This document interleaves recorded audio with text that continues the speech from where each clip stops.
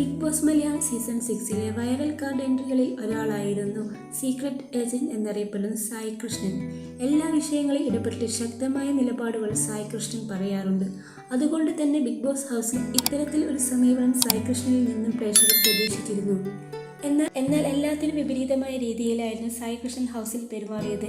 ഹൗസിലേക്ക് ചെന്ന് ആദ്യ ദിവസം തന്നെ പുറത്തുള്ള കാര്യങ്ങൾ ജാസ്മിനോട് സായി കൃഷ്ണൻ പറയുകയുണ്ടായി. മാത്രമല്ല പിന്നീട് സിജോയ്ക്കും നന്ദനയ്ക്കും ഒപ്പം കൂടി ഗ്രൂപ്പ് കളിക്കുക മാത്രമാണ് സായി കൃഷ്ണൻ ചെയ്തത്.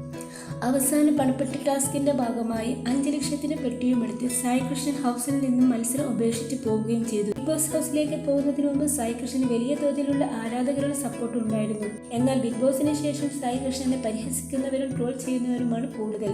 സീസൺ 5-ലെ വിജയം സംവിധായകനുമായ അഖിൽ മാരാറും സായും തമ്മിൽ ചില സോഷ്യൽ മീഡിയ പോരുകൾ കഴിഞ്ഞ കുറച്ച് ദിവസങ്ങളായി നടക്കുന്നുണ്ടായിരുന്നു. മാത്രമല്ല കഴിഞ്ഞ ദിവസം ഒരു യൂട്യൂബ് ചാനൽ പുറത്തുവിട്ട അഖിലിന്റെ ഏറ്റവും പുതിയ അഭിമുഖത്തിൽ സായിന്റെ ബിഗ് ബോസ് ഹൗസിലെ ഗെയിമിനെ പറ്റി ചില വിമർശനങ്ങൾ പറഞ്ഞിരുന്നു. അത് വൈറലാവുകയും ചെയ്തിരുന്നു.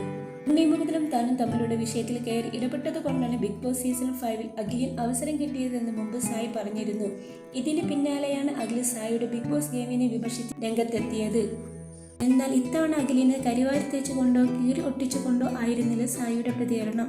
ദിവസങ്ങൾക്ക് മുമ്പേയുള്ള ബിഗ് ബോസിന്റെ ഒരു മീറ്റ് പരിപാടിയിൽ പങ്കെടുക്കാൻ പോയപ്പോൾ അഖിൽ പറഞ്ഞതായിരുന്നു ഇങ്ങനെ ഒരു ഇന്റർവ്യൂ കൂടി പുറത്തു വരാനുണ്ടെന്ന്. അവിടെ വെച്ച് തന്നെ ഞങ്ങൾ എല്ലാം പറഞ്ഞ് അവസാനിപ്പിച്ചതാണെന്നും സായി തന്റെ യൂട്യൂബ് ചാനലിലൂടെ വ്യക്തമാക്കിയത്.